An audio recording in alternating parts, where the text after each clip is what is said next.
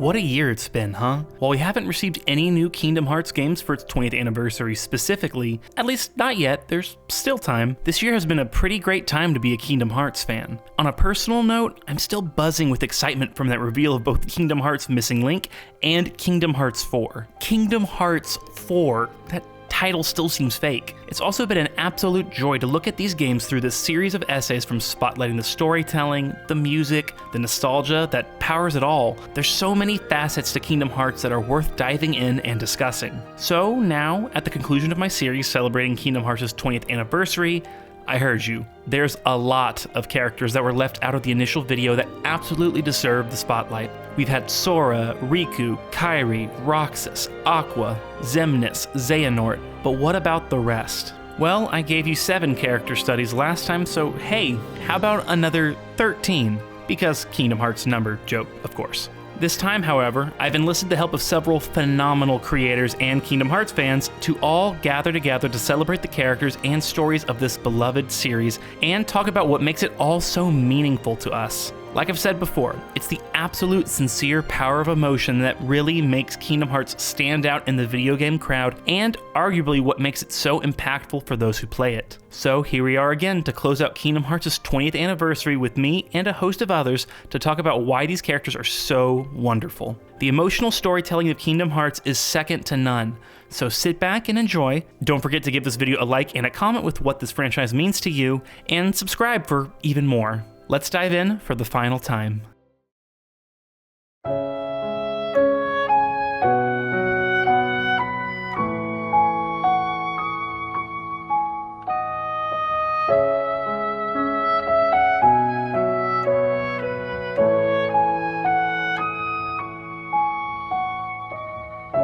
Ventus is such a fascinating character in the greater story of Kingdom Hearts. His initial reveal prior to the original release of Birth by Sleep was thoroughly confusing. Who's this guy and why does he look like Roxas? But little did any of us realize that Ventus was perhaps one of the most important protagonists of the series, one who serves witness to a high majority of the pivotal moments that pushes Kingdom Hearts' story forward. And to top it off, for the most of it, he never feels very worthy to be part of any of it. We first meet Ven while he's basically catatonic, barely alive while being brought to the land of departure to learn the ways of the Keyblade under Master Eraqus. Other Keyblade apprentices, Aqua and Terra, are eager to meet their new companion, but the interaction, excited but mild as it may be, proves too much. There's always something lingering in the back of Ventus's mind. He wants to try, he wants to be a great friend. He has the desire to be a Keyblade master, but there's always something in him holding him back. The game gradually reveals that Ven's one half of a whole. He was split by Master Xehanort with a malevolent entity known as Vanitas manifesting from the young boy. The quite literal split in Ventus can serve as a large metaphor for insecurity. You have desires, goals, but something within you feels off, holding you back. Ven lacks the full confidence to reach his full potential, and has a strong sense of powerlessness in the direction of his fate. While Birth by Sleep ends in tragedy with Ven stuck in an eternal slumber to keep him safe from Xehanort's plans, by the end of the game he had started to overcome his feelings of not being enough. He stands up to Vanitas and Xehanort in turn, able to rely on his friends and their confidence in him to realize he is enough, and that he doesn't need to be protected as much as Eraqus had been. That overprotectiveness that only emphasized Ventus's doubts in himself. Honestly, with how he arrived in the land of departure, I don't fault Eraqus' instinct to keep Ven from visiting other worlds. Especially with Xehanort skulking around, the kid wasn't in the most stable state. But issues and evil plots really begin to crop up remarkably fast, and Ventus, despite his insecurities, still pushes forward to fight for his friends. That's the strength of his heart. Despite everything working against him, even himself, he continues on to try to do what's right.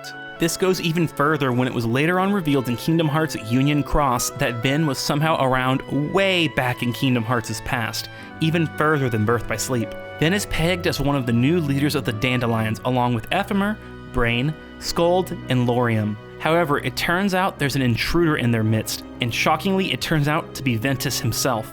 Lauriam's sister, Strelitzia, was intended to be the leader in place of Ventus, but the young man was possessed by a being known simply as Darkness and kills Strelitzia, taking her place in the Dandelion leadership. At this point in the series, we don't fully know everything about this manifestation of darkness, but it shows how throughout Ventus' life he's just relentlessly been put down and manipulated by darkness, by Xehanort, Even to an extent Eraqus, there's been so many external forces in his life that serve to feed into his weakness, his sort of imposter syndrome that persists throughout the series. I mean, he literally was an imposter in the Dandelions. To see Ventus revived in Kingdom Hearts 3 and continue to fight for his friends, playing a pivotal role in reviving Terra from the clutches of darkness, we see Ventus now fully in control of his destiny, standing up and fighting off those who would doubt his abilities. Ventus's journey is far from over, especially with the introduction of the eponymous Darkness to the series, but with newfound strength and amazing friends like Terra and Aqua, the young man is set on a path completely of his choosing. No doubts left in his ability to protect those he cares about.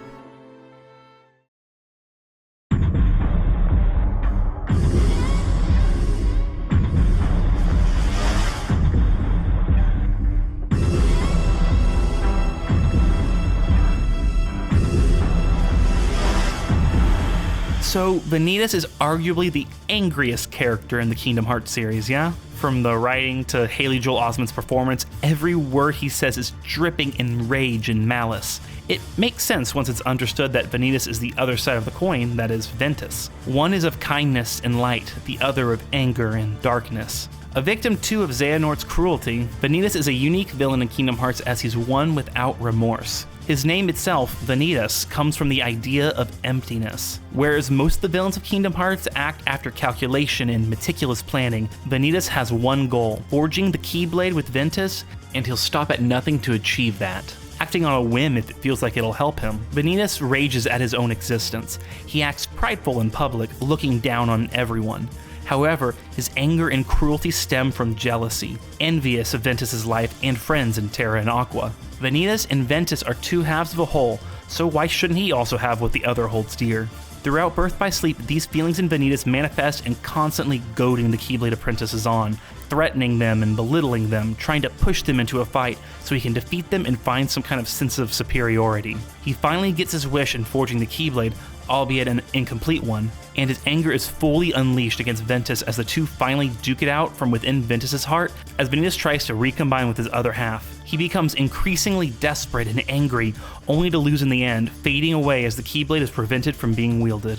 That seems like the end of Vanitas, but through time travel shenanigans, the villain returns in Kingdom Hearts 3 as part of the new Organization 13 to serve Master Xehanort once again. Here he still has the ultimate goal of rejoining with Ventus, who still sleeps in the Land of Departure, hidden from Vanitas and Xehanort's clutches. Now, however, he contends with Sora, who he too, unsurprisingly, holds nothing but contempt for. The animosity and jealousy Vanitas feels towards Ventus applies to Sora as well. Vanitas even sees Sora as a third brother of sorts in a messed up way, since Ventus's heart was kept safe within him. Whereas so much of the cast's emotional journeys end on a positive note, even the villains, Vanitas does not. While Sora and company fight and defeat the members of this new organization, many are given the opportunity to reflect and come to some sort of understanding as they fade away. However, Vanitas is stubborn and angry to the end. Even when Ventus and Sora protest that he doesn't have to live his life in such a way, Vanitas scoffs at their sympathy. His whole existence has been one of anger, rage, a lot due to the contempt for his existence shown by Master Xehanort, who cares much more about Ventus than him. He can't even fathom someone actually seeing him and wishing him the best, wanting him to be happy and find some way to the light. In the end, Vanitas' journey ends with him with some satisfaction. Not satisfaction in having friends or finding joy and happiness, but choosing to accept his existence is meant to be one of darkness alone. His anger at the world fully consumed him, and tragically, he was okay with that. As Vanitas faded away from existence, he smiled, finding his own form of contentment in simply being used by Xehanort and feeding into the darkness, trying to make everyone miserable around him. It's a sad tale with an even sadder ending. Vanitas serves as a symbol of what happens when someone chooses to steep their life in nothing but darkness. You spend so much time down there, you can never even understand the idea of someone else reaching out to help you into the light.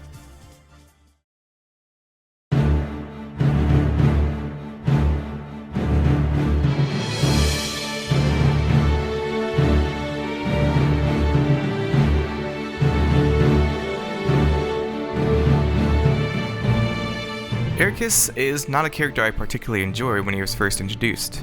Even now I don't particularly like his characters or beliefs, but I understand them.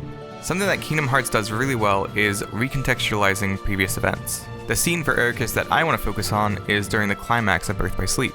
Eraqus believes that darkness has taken Terra and decides he must be dealt with. With no context, Eraqus seems to be a misguided teacher who understands the world in black and white, darkness and light, with no in-between. When we get a peek into his past though, the way that Master Eraqus behaves actually gives a great portrayal of fear and how it can drive us to make decisions that on the outside make no sense. Fear is actually an emotion that indicates that something or someone is a danger to us. It's an emotion that drives us to look for safety. People usually pair fear with cowardness, and with just the context of Birth by Sleep, some may come to that conclusion about Eraqus. But if we take a look at another entry in the series, we can gain some more context. Dark Road is a newer entry in the series that was exclusive to mobile devices and followed young Xehanort in his journey into darkness. Eraqus is a side character, and we see that he pretty much holds the same values he does later, though to a much lesser degree. His belief that darkness is something that should never be thought of as anything less than evil is solidified when his fellow classmate must be struck down. Facing young Xehanort later and seeing what had become of him when he followed the path of darkness was just further evidence that darkness cannot be trusted.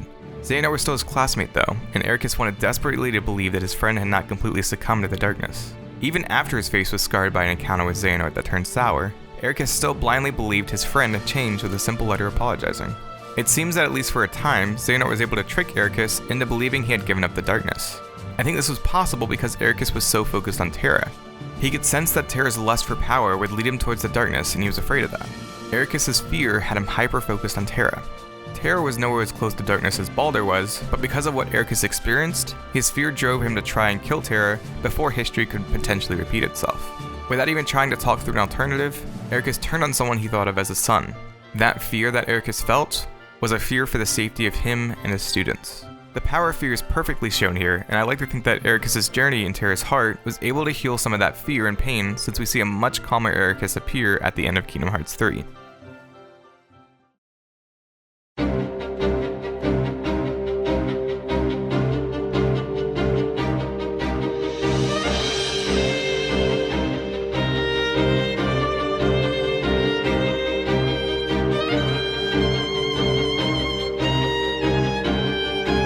Listen, I know what some of you may be thinking. Terra's a big dum-dum, a himbo, a super gullible, beefy, brainless moron. But regardless of whether you believe that or not, I want to highlight what may be Terra's strongest trait, his unwavering determination.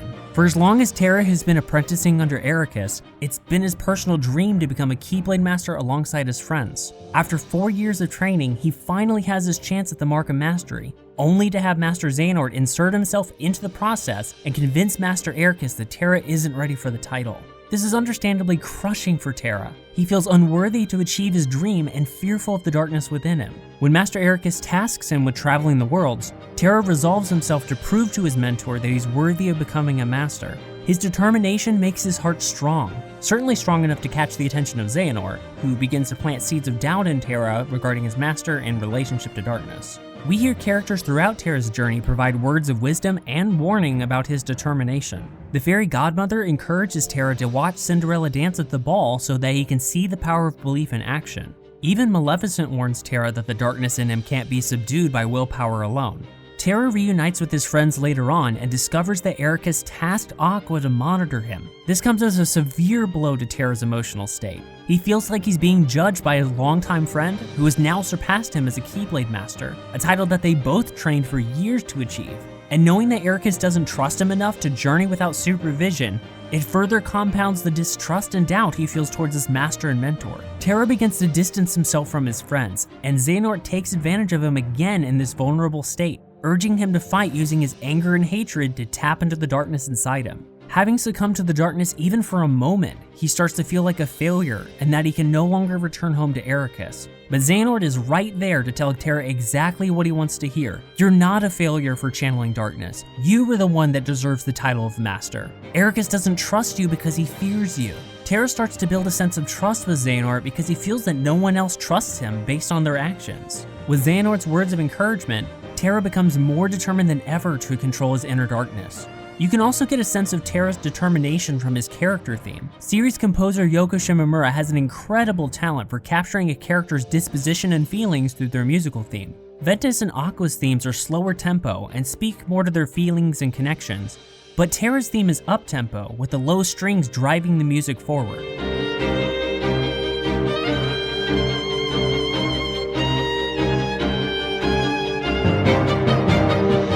After Stitch steals his Wayfinder, Terra starts to realize that his drive to become stronger has been directionless. And as he begins to listen to his heart, he finds that his friends are the driving force behind his determination, and resolves to set things right with Aqua and Ven. Soon after that, Light leads him to a boy with similar determination to do right by his friends. Terra is ultimately worn down by Xehanort's long-term manipulation, and his body is taken over. But his pure intention determination is so strong that it materializes in his armor and challenges Terra Xehanort as the lingering will. We've seen the consequences of misguided determination with other characters too, like Riku during the events of Kingdom Hearts 1, and even Master Xehanort himself throughout the series.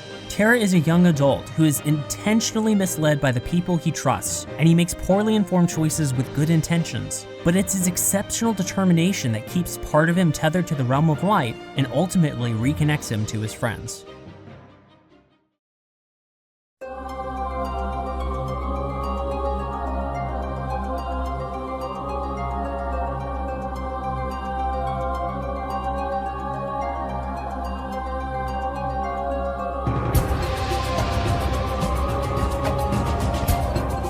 Saïx is an interesting enigma throughout Kingdom Hearts. A member of the original Organization 13, Saïx acts as a secondary antagonist just under Xemnas in Kingdom Hearts 2. Sorry, Maleficent and Pete. Interacting with Sora a lot more than the organization leader, honestly. Speaking mysteriously and acting really above it all, Saïx in his interactions with Sora keeps his cards close to his chest, simply egging Sora on to keep fighting the Heartless to serve the organization's plans, even making him get on his knees and beg.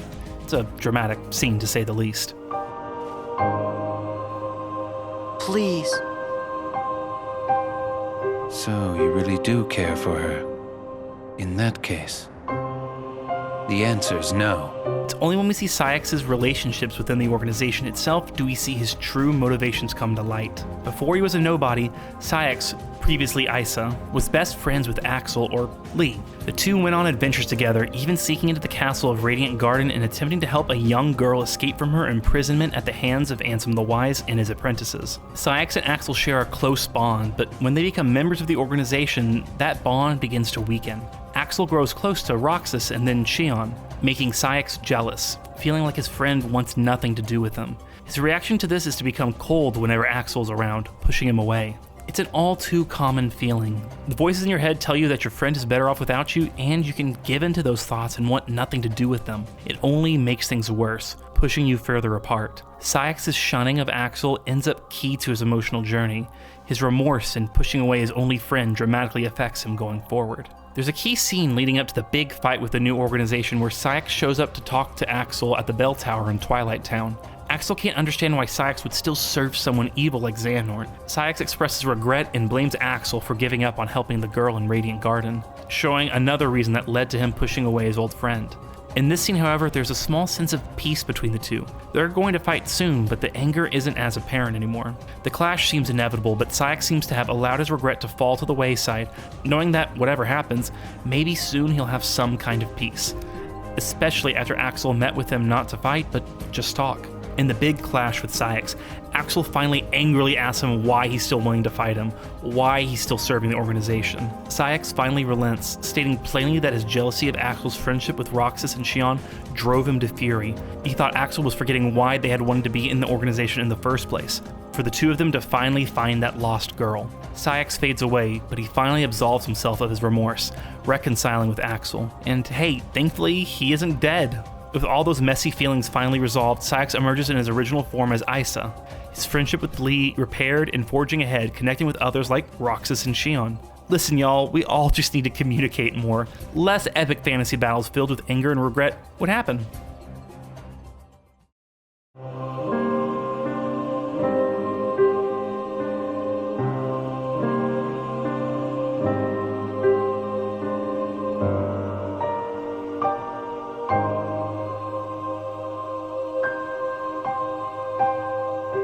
Axel's character arc throughout the Kingdom Hearts series sees him move through the stages of grief after losing his friends. During his time as a nobody and beforehand, Axel sees his closest friends and allies slip through his fingers. Roxas, Xion, even his childhood friendship with Issa falls apart during his time as an organization member. While he was mainly set up as an antagonist in our introduction to Axel during Chain of Memories, later appearances would see him get fleshed out significantly. Not just as a sympathetic villain, but also as someone that we can relate to, especially if we've lost a loved one. In Castle Oblivion, we meet him at his most confident. He's a quip-slinging bad boy radiating charm, but after the events that transpire here and during the events of 358 over 2 days, Axel's world is shaken. He's lost both Roxas and Xion at essentially the same time, and the memories of one of his closest friends at the time are being ripped away from him in real time. For a game series centered around yucking up bad guys with Donald and Emo Cloud Strife, this story beat is really devastating and way dark. That's one of the reasons Axel's "got it memorized" catchphrase hits such an emotional chord the longer you sit with it. Or, excuse me, commit it to memory. If you know, you know. When someone loses a cornerstone of their everyday life, a common first reaction is denial, and Axel is no different. During the definitely not at all polarizing opening to Kingdom Hearts 2, let's just say our red-haired buddy isn't taking it so well. Although he sees a familiar face in Roxas and even Sora, Axel is a stranger to them, but he can't seem to accept it. Until, in a burst of flames and tutorialization, Axel passes on to the next phase of the grief cycle: anger. Anger that his friend was taken from him. Anger that there are parts of his memory that don't seem quite right. Anger that he no longer has agency in his life with the organization. Anger that he no longer has anyone on his side, not even his childhood friend. And he takes all of that out on Roxas before the player can finally play as Sora. You know, the main character we all wanted to play as in the first place. What? I'm not bitter. So what's next in this cycle? Bargaining? I mean, kidnapping Kairi to try and draw out Sora in order to turn this child into a nobody just to have a chance at reviving his buddy Roxas? That's some pretty wild bargaining. And it doesn't exactly turn out the way he was hoping. And here we come to the longest part of Axel's journey: depression. So it's clear that Axel is taking all of this not well, let's say. The upside down tier markings, the moping alone at the clock tower, he's going through it, and rightfully so. But he's going through it to such an extent it's even influencing the lesser nobodies he governs. If you look at his assassin underlings, their design and movements are actually quite melancholy. Their heads hang low and their torsos are slumped over. For an assassin, it doesn't look all that ready to fight. Before we can attack them, they already look defeated. While all other nobodies controlled by the organization members do share characteristics of their leaders, the assassin seems to be the only one displaying a specific emotion in its design and movement, showing us just how strong Axel's sadness has become. And the deeper we get into Kingdom Hearts 2, the more assassins we actually start to encounter, showing us Axel's depression is just becoming more and more overwhelming the more he's realizing that his plan to bring back Roxas isn't working. But over the course of the rest of the series, Axel goes from lovable rogue to lovable, well, that whole rogue thing stays around until the end, really, but he does really start to accept that he can't bring back what he's lost. And after the acceptance of his situation starts to really set in, we see Axel make a pretty massive change. He starts to really step into a role of a series protagonist. Not just as a fan favorite side character, Axel not only represents the stages of experiencing grief, but also how we can heal by moving through that grief. No longer held back by his emptiness as a nobody, he quite literally becomes a different person, his whole self, Lee. And in doing so, learns to live with the loss he's had to endure. It's actually pretty impressive how hopeful his story ends up being. He even gets his own Keyblade to hammer home how much growing he's done as a character. Oh yeah, he finally has someone to eat ice cream with on top of a precarious ledge again. Yay! But seriously, why not scoot back just a little bit? Just a little. Please?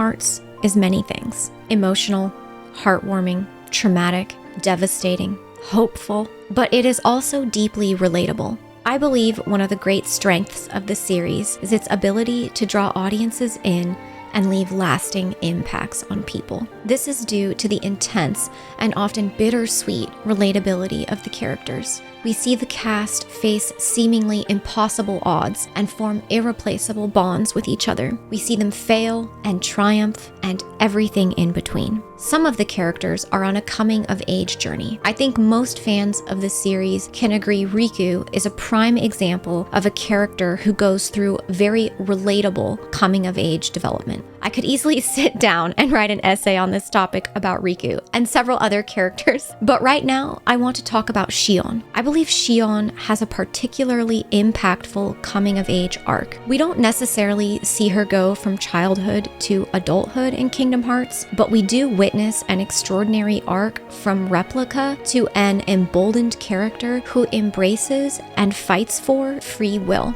Xion is created by the organization in 358 over 2 days, and at her inception, she is abused and manipulated. Words such as mistake, puppet, and it are used to describe Xion directly to her face. She is an outcast among the very people who created her, and there are some members in the organization who don't see her as anything more than a tool. It is awful to see a young child treated with such contempt by adults and coworkers who should know better. Growing up, I think it's hard to escape bullying, and sadly some people experience workplace manipulation. This is a heartbreaking example of Xion being relatable to anyone who was made fun of in public for being different or seen as less than by the people around them. Her journey through days is wrought with frustration, confusion, and doubt. When different characters look at Xion, they see different faces, and some organization members even see a blank face. This further enhances her lack of belonging within her so-called community. At one point, she even asks Riku, "How will I know where I belong, truly?" This is a question I'm sure many of us have asked ourselves as we make our way through different social circles,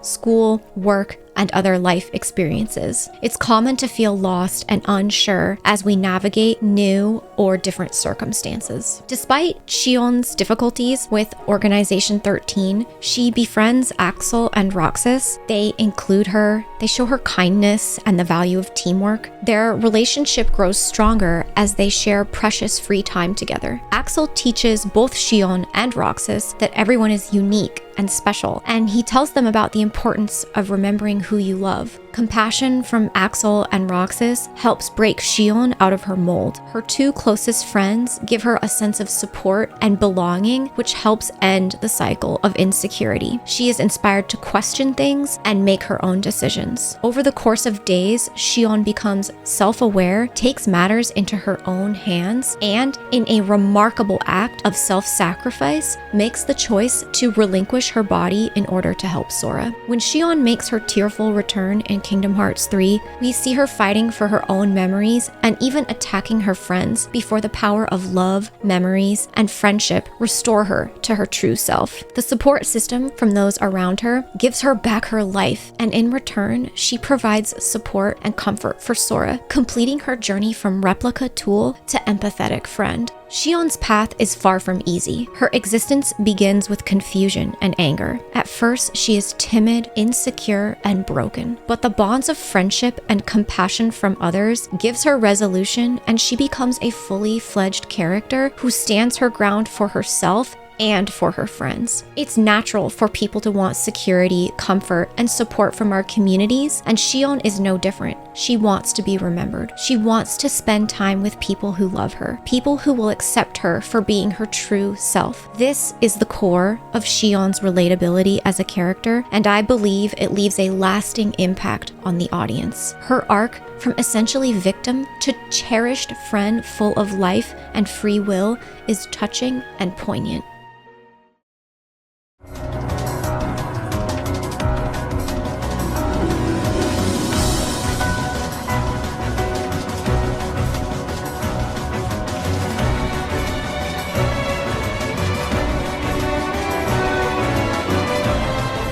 Kingdom Hearts is such a sprawling series, really almost every character has some kind of arc, even the side ones. When we first meet Demyx, he's the klutz, the clown, the comic relief villain of Organization 13 in Kingdom Hearts 2. He's performing his duties as commanded by Xemnas, but he's whining all the way, bemoaning the fact that he's been sent out instead of, well, anyone else. You're absolutely meant to just laugh about it. So many villains in Kingdom Hearts are so grim, so serious.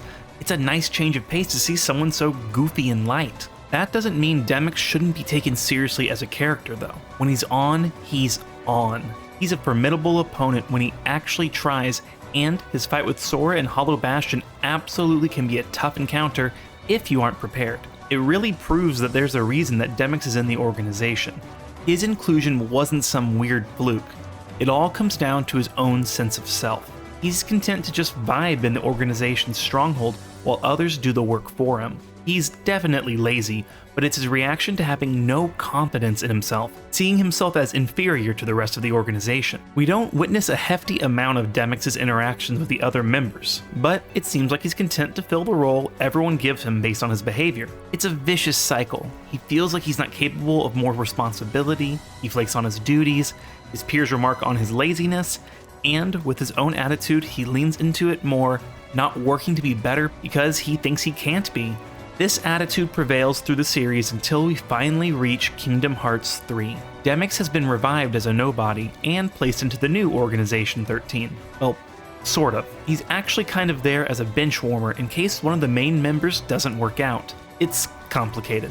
As per usual, Demyx is content with this, only being shaken awake when he learns that he, along with a few others of the organization, have something special about them from their past, what makes them significant to Xehanort's plans. This is a wake-up call for Demyx, and he reconfigures his sense of inferiority to his own advantage. Sure, it wasn't good that he let his own attitude paint him into the corner of lazy clown, but no one pays attention to him, and hey, that's an advantage. Perennial benchwarmer Demyx can now do whatever he pleases, and that becomes a very big deal. Demyx finds his use and helps out Vexen with betraying the organization. Yes, it takes some convincing, but Demyx becomes a defining influence in the plan that brings Roxas out of Sora and back to physical form. Not only that, but he also retrieves a replica body that is used to revive Naminé as well, thanks to the additional efforts of Ienzo and Ansem the Wise. Demyx is a fun showcase for the Kingdom Hearts series' way of finding meaning behind every one of its characters in some form. Demyx is the goofy comic relief, but even he has an important part to play in the story, even though he believed what everyone said and thought he wasn't good enough to do anything well. And hey, there's still that mysterious past of his. At this point, we have a full shape of who Demyx is as a person, but there seems to be more yet to be revealed in the entries to come.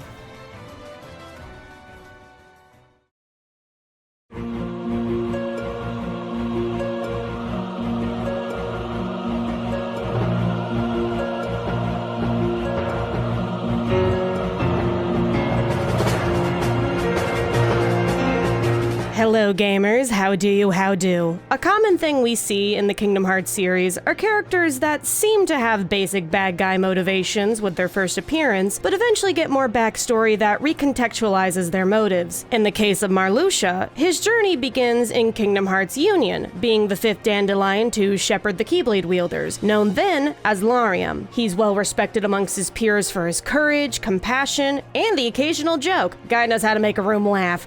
And he's pretty, too. That's aside the point. It's kind of hard to talk about Lauriam's character without mentioning his younger sister, Strelitzia. The relationship is easily the crux of Lauriam's emotional motivation and subsequent journey. His introduction in Union quickly establishes that he's looking for his missing sister in the Data Daybreak Town, since her fate after the Keyblade War is a mystery to him, finding nothing but vague answers from the Dandelions and an old acquaintance of his sister, Elrena, aka Larxene. Now, midway through the story, a flashback shows how closely linked the siblings are to each other, with Strelitzia admiring how strong and brave Lauriam is for being a skilled Keyblade wielder with little effort. Later, she asks if they could pair up together in battle since she isn't so confident in her abilities. However, Lauriam reassures her of her own strength and encourages her to become strong and independent so that one day she can carry and fly him into battle instead, once again suggesting she becomes a dandelion herself despite her being hesitant. But Lauriam also reminds her that if she's ever in trouble, he'll come running. And I quote, "You make everyone's lives so much brighter." People need that. They need your power. Believe in yourself. The scene alludes to Strelitzia being Laurium's personal light in the world, a reason to keep moving forward. The flashback, however, ends with Strelitzia ascending into the sky wearing a white robe. But as the events of Union unfold, it's revealed that Strelitzia was actually murdered by Ventus while being possessed by darkness, with the story later explaining it pounced on Ven's need for power and desire to be a dandelion. So Strelitzia was a victim of opportunity, taking her out so he could take her place. Darkness only helping to fulfill Ventus's internal wishes, but ultimately, it was Darkness who killed Strelitzia, let's be real, y'all. However, when Laurium finds out the truth, he rages at the gang for keeping information away from him, thereby attacking Ven, temporarily falling for Darkness's bait to use Strelitzia's death to sow doubt and anger amongst the dandelions. Eventually, though, he regains his senses and helps the gang temporarily subside the darkness. Ven being knocked out cold after the encounter, Laurium confesses at his bedside that he understands it wasn't actually Ven's fault, but he feels like he needs someone to blame since darkness is so abstract. His anger needs a simple, tangible target. In that moment, Strelitzia's ghost subtly comes to whisper that hatred and sadness is what darkness wants, pleading that he must let go. "What happened to my kind and loving brother," she says, once again displaying the light of Strelitzia's presence and her effect on Laurium's emotional state. The grief and guilt of failing to protect her is what triggers Laurium's anger and hate. As the events of Union come to a close, Strelitzia is briefly spotted wearing a white robe, walking with a black-coated figure. However, before anything can be investigated, the world is on the brink of destruction as Darkness Doomsday arrives. Brain, aka Laurium's co-parent husband BFF, insists that Laurium and the others leave the world as a way to keep hope and light alive, giving him the mission to find answers for the dandelion's fatalistic predicament and to see if Strelitzia is still alive somewhere. And we know she is because of that Kingdom Hearts 4 trailer, baby, whoop whoop. Not sure where they'll end up after being transported out of the world, Brain says he will keep Laurium's goal, his waypoint, etched in his heart. As they say their goodbyes, Brain reiterates, "May your heart be your guiding key." In his final Union story moments, an unspecified amount of time passes, and Laurium wakes up in a field of flowers. Filling in the story gaps, he eventually succumbs to darkness somehow, becomes a nobody, presumably loses his memories in the process, and is later found by Xigbar, who swoops him into Organization 13 for his strong heart and ties to the ancient Keyblade legacy. Given the new name and rank,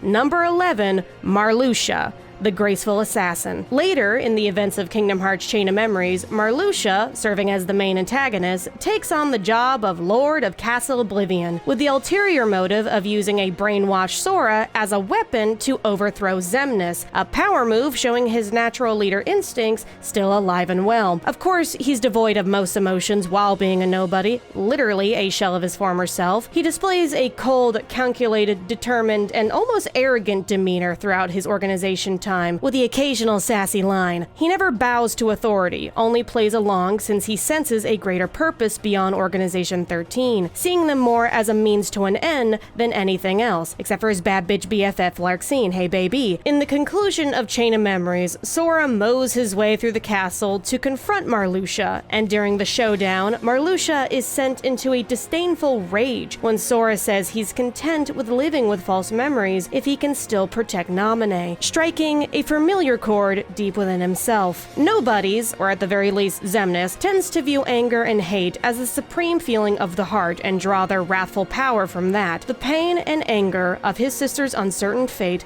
lingers even if he can't remember. So his final boss form manifests as a remnant of Strelitzia, with black tears falling down its face. Finally, Strelitzia carries and flies Marluxia into battle together. However, it's a far cry from the dreams long ago. By the end of Kingdom Hearts 3, Marluxia, in his dying moments, again for realsies this time, reconnects with his heart's true feelings, thanking Sora for causing him to reclaim his identity and purpose for being, since it was etched within, laughing as if he remembers and realizes how frivolous all of the Organization 13 nonsense is compared to his old life and his reason for being here in the first place, to find answers for his fallen Keyblade wielders and the fate of his sister. Having once seen Sora as a naive fool, he seems to understand that they are actually alike, as both of their motivations in life come from wanting to help and protect the ones closest to them. To me, Marluxia's journey reveals he is a victim of circumstance, forced to be a pawn in a much larger game, but his innate defiance and his attempt to usurp Xemnas is almost admirable, even though it involves turning Sora and Naminé into puppet weapons to get what he wants. Still a bad guy is a nobody, since his worst qualities give him power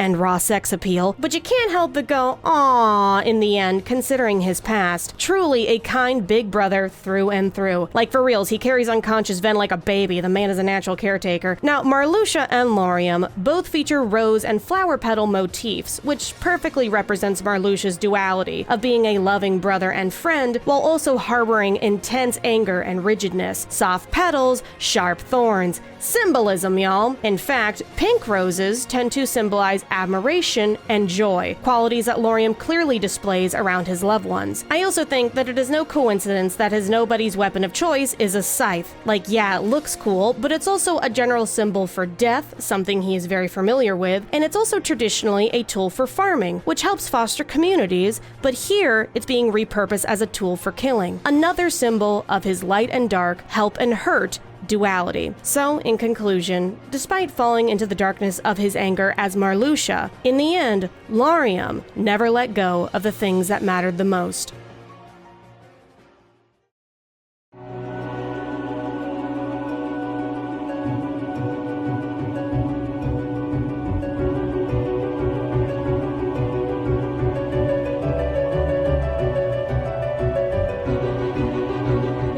Ansem the Wise is quite the layered person. We first hear of him in the original Kingdom Hearts, knowing him to be someone from Hollow Bastion who was researching darkness, light, and the Heartless. However, he vanished when the world fell to darkness, apparently becoming the ultimate villain of the first game, trying to get to Kingdom Hearts itself to, as he says, "Fill me with the power of darkness." This all proves to be a ruse, however, as this character was simply the Heartless of ultimate villain Xehanort.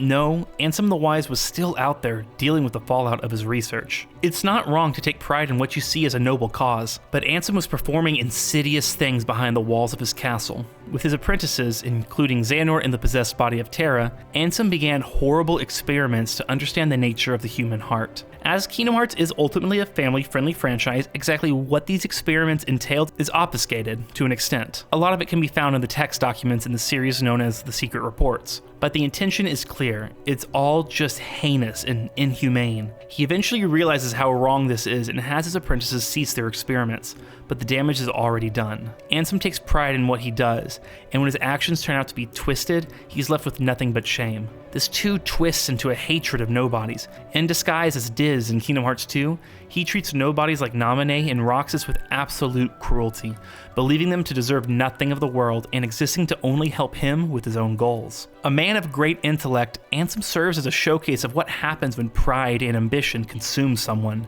Their intentions may be good, their regret readily apparent, but that doesn't mean they'll stop acting in cruel and horrible ways. Due to his experiments, Ansem's apprentices like Ienzo and Dylan dip themselves too close into the darkness and make up a fair majority of the original members of Organization 13. Ansem's failures as a mentor, a scientist, and guardian are put on full display. Ansem really is a catalyst for so much of the pain that reverberates throughout Kingdom Hearts. He sees the error of his ways, but his crimes stretch so far out, it can be hard to truly make amends. In Kingdom Hearts 3, after returning to the Realm of Light after a sacrifice in Kingdom Hearts 2, he finally starts making real steps to do the right thing going forward. He's instrumental in the replica revivals of Roxas and Naminé, atonement for his cruelty towards them and giving them new, deserved life as their own individuals. His reunion with apprentice Ienzo is an emotional one. Ienzo asks for forgiveness for his actions and their perverse experiments on the human heart, and Ansem simply wishes him peace. It's the right thing to do, as Ansem sees what his reckless pursuit of knowledge had done to Ienzo. It's not complete retribution for his actions, but in this moment he sees that pain he caused and does his best to try to rectify it. Ienzo doesn't need forgiveness from Ansem, but the reconciliation hits a touching, understated note that really feels like the beginning of Ansem's path to redemption. His pride almost destroyed everything, but finally acknowledging the hurt he caused and taking the steps to fix the damage done isn't a bad place to start. Through all of this, it's no surprise that Ansem seems to fall on a lot of people's least favorite characters in the series. That's not to say he's not interesting. On the contrary, he's one of Kingdom Hearts' most complex figures since he was the cause for nearly all of the pain that has occurred to the cast, save for Xehanort, but he's the ultimate villain. Be quite frank, I would love to have Ansem the Wise's backstory expanded on, even if it was just something like a light novel. The fall of the prideful scientist isn't an original concept, but there's layers to Ansem. His pride, his cruelty, his ignorance, that I feel like we've only scratched the surface.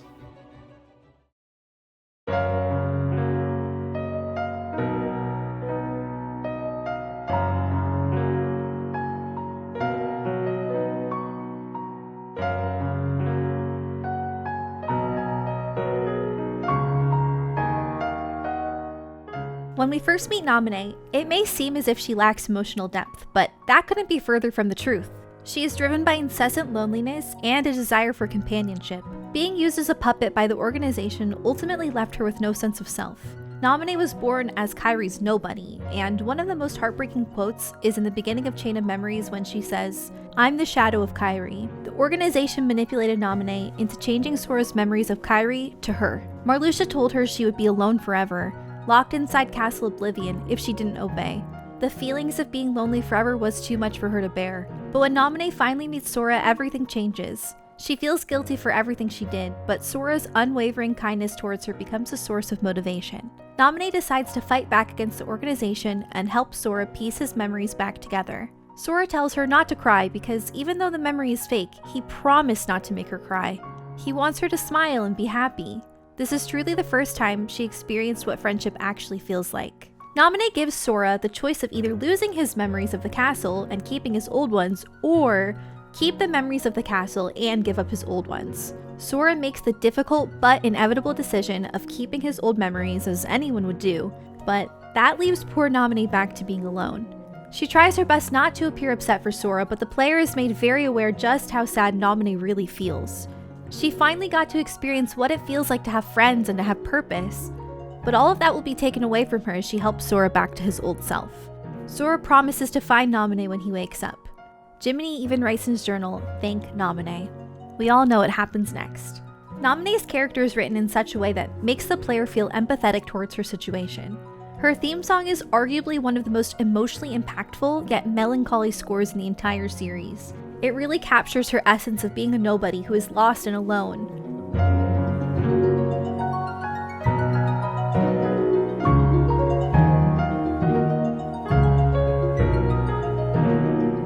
I think that a lot of people can relate to what Naminé experiences in Kingdom Hearts. I myself was an outcast growing up. I would even say at times I felt like I was a nobody. It wasn't easy for me to make friends, and I was left feeling lonely a lot of the time. I remember playing Kingdom Hearts as a kid and feeling so connected to Naminé because of this. My heart absolutely broke for her. I wanted nothing more than for her to become whole and be able to cast away her loneliness. I'm so happy to see where Naminé is now in the series. We see a teaser for Naminé waking up at the end of Kingdom Hearts 3, and then in the Remind DLC, she plays a major role in helping to save Terra from the darkness that is consuming his heart. It was an unexpected plot point, but certainly not unwelcome. I hope that we get to see more from her in the future.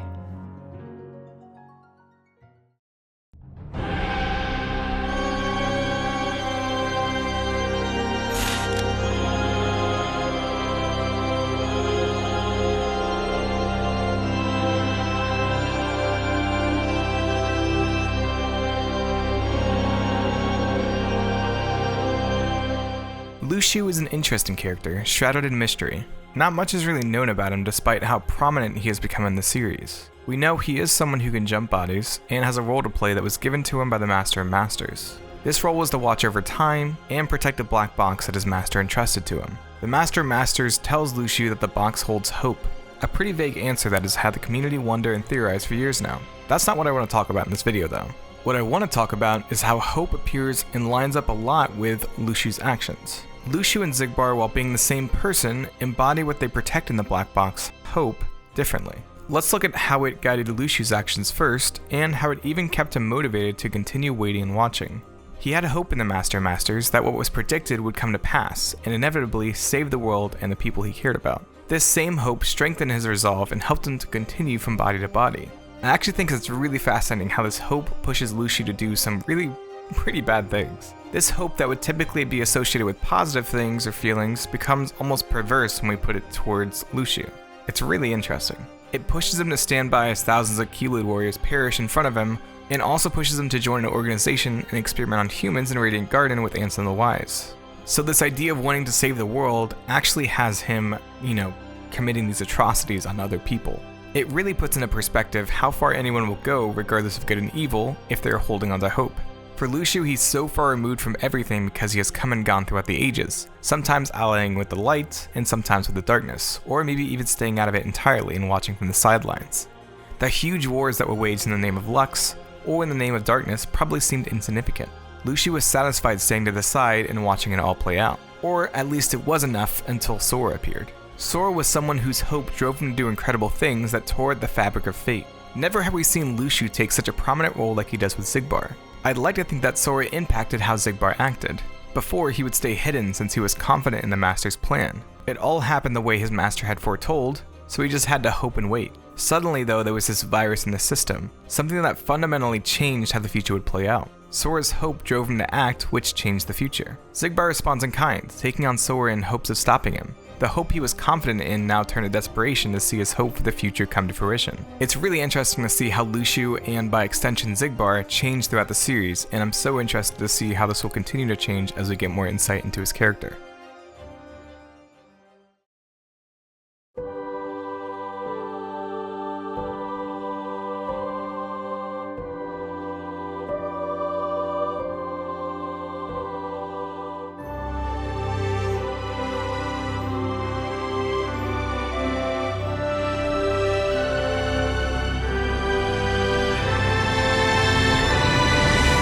Ephemer is such an exciting character. The mobile title Kingdom Hearts Union Cross ran for such a long time, and yet, as a mobile title, its cast of characters are way less known to players compared to everyone else we've talked about prior. And yet, he's so important.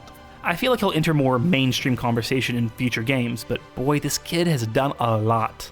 On the surface, Ephemer seems like your typical happy-go-lucky Keyblade wielder, not unlike Sora. He joins a union and collects Lux, light in another word, like all the other Keyblade wielders prior to the Keyblade War. Now, I don't mean that in a paranoid way, but by having a curiosity to broaden his understanding of what's happening around him. Hearing vague platitudes about a book of prophecies that allegedly knows the fate of everything, while also decreeing that the different unions, groups of Keyblade wielders, must compete with each other instead of working together.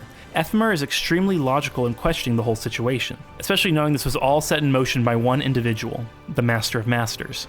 This leads to Ephemer recruiting the player character to aid him in his investigation on just what all is going on, from seeking into the Clock Tower in Daybreak Town, and even investigating various other places on his own. His skepticism is only further pushed forward after having a chance encounter with one of the Union leaders, Master Ava, who actually agrees with him. Instead of encouraging secrets and keeping things closer to their chest, she admires Ephemer's curiosity. He's thinking for himself and not simply conforming to what the Book of Prophecy says. He's in control of his own fate. That doesn't mean she'll tell him what specifically is in the Book of Prophecies, but hey, it's something. Fate is a funny thing in Kingdom Hearts, and something I suspect to be a very central theme of whatever comes next in the series. Think of the chess metaphor that permeates Kingdom Hearts 3's visual design, from the characters' clothes to the literal chessboard that young Eraqus and Xehanort play in the scenes that bookend the game. There's the idea that all these external forces control everything, but steps have been made, or at least seem to have been made, to divide the Master of Masters and the Book of Prophecies from Sora's use of the power of waking to save his friends. Oh, and twice with Kairi. Through all of this, it all kind of leads back to Ephemer himself. His initial thoughts of questioning the situation he was in, the book, the unions, it all connects through time. Hell, it's him that reaches out to Sora in the Keyblade Graveyard and brings forth the hearts of the lost Keyblade wielders to help him in defeating the heartless Cyclone set forth by Xehanort. At the end of Union Cross, after escaping from the Data Worlds, Ephemer finds himself floating in the water surrounded by the destruction of Daybreak Town. Based on what we've seen after, including the reveal trailer for Kingdom Hearts Missing Link, it looks like Ephemer himself founded the island city of Scala at Kylum overtop the wreckage of his original home. Like I said, important! Ephemer is a delightful character that I really hope we see more of, somehow, in future Kingdom Hearts entries. He represents the importance of not being swayed by blind devotion. It's important to question those in power and to not resign yourself to being controlled by someone else. Everyone has the power to control their fate in Kingdom Hearts, and Ephemer is the root of that power to defy the future and create something previously unwritten.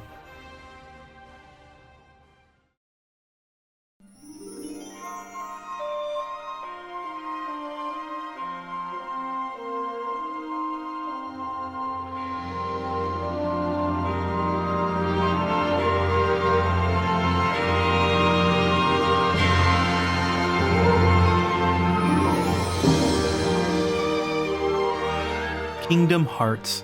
After 4 separate essays on this series, I feel like I'm supposed to put a "what else can I say" here, but that couldn't be farther from the truth. This series is so near and dear to my heart, and I hope that's extraordinarily evident to all of you watching. A series that absolutely shouldn't work on any level has now been around for 20 years and still going stronger than ever before. Sure, there's plenty to critique about the series, I fully acknowledge that, but this series has such an amazing staying power for me and millions of others because we all connect to it on such a lovely, powerful level. We care about these characters and their stories, their relatable struggles against cosmic forces can be whittled down to very personal and emotional arcs that anyone can connect with. So, thank you for watching and going on this year-long journey with me. I could talk for years about Kingdom Hearts, and maybe I will again sometime down the line. The original ads for the first game featured the tagline, "Journey where you never know who you'll run into next," hyping up the assortment of Disney characters that show up throughout. I think that's a perfect way to encapsulate Kingdom Hearts. With such a weird fusion of Western animation classics and JRPG ethos, the journey of Kingdom Hearts is a winding, unexpected one that we're all just along for the ride for. I've made connections with so many amazing people through our love of the series. Just look at all the amazing people who you just heard in this video. And like the narrator in that ad said, this journey of discovery is one of the most exciting parts of being a Kingdom Hearts fan. You connect with these characters and you meet others you never would have otherwise who share this love and bond over it. In the end, that's the true power of Kingdom Hearts. It can bring so many people together in a positive way, and I really think the world is a better place with this series in it. Thank you, Kingdom Hearts. Thank you all so much for watching, and for the last time this year, happy 20th anniversary Kingdom Hearts. This video wouldn't exist without the phenomenal contributions of Bio-Roxas, KHGuides, FilmOtter, PermanentViolet, SarahKey, and SuperButterBuns. So if you aren't already, be sure to check the description below and check them all out. They're wonderful and you won't be sorry. Thank you all again. Despite now covering 20 different original characters in Kingdom Hearts, the cast is so large and varied, we still didn't get to everyone. Kingdom Hearts has created a marvelous tapestry of wild stories and delightful characters that are second to none, and I'm just so thankful that this weird, wonderful series is still going strong today. It's been an amazing 20-year journey for me, personally, and I truly cannot wait to see what's happening next. There's so many worlds to see, and I feel like we're really just getting started.